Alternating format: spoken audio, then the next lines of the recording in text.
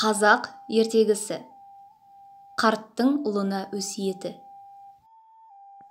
Бір бай өлер уақытында ұлын шақырып алып, «Ұлым, мен өлген соң, жұма сайын қыз алып, қала сайын үй сал.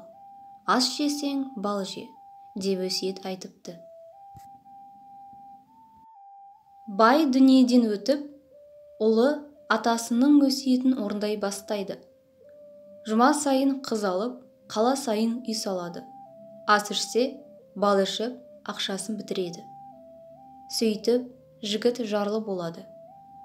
Бір күні жігіт далаға шығып, біраз жүріп, бір үйілген тастың қасына отырып, бір күн қолына алып, басын ұстап отырған уақытта, бір шал келіп, жігітке сәлем береді.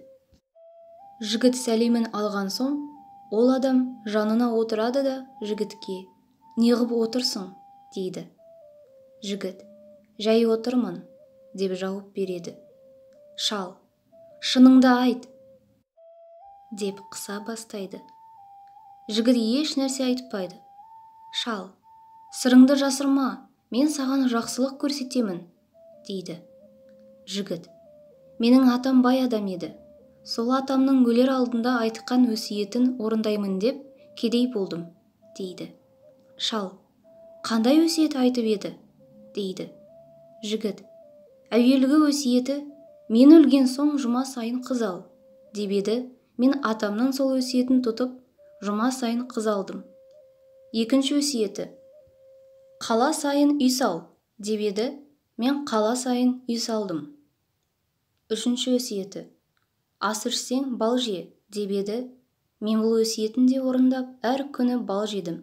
Солай етіп, 3 жылда барлық ақшам таусылды, дейді. Шал тұрып жігітке: «Сен атаңның өсиетін ұқпаған екенсің. Өйткені атаңның жұма сайын қыз ал дегені әйеліңмен сыйлас бол, қадіріңді келтірме. Сонда ғана ғұмыр бойы тату-тәтті өмір сүресің» дегені. Қала сайын үй сал дегені қала сайын достарың болсын, барғанда түсетін дегені еді. Ас ішсең, бал же дегені еңбек істеп ас ішсең, балдан тәтті болады дегені еді, деп қарт өз жөніне кетіпті. Жігіт әкесінің терең мағыналы өсиетіне сонда ғана түсініпті.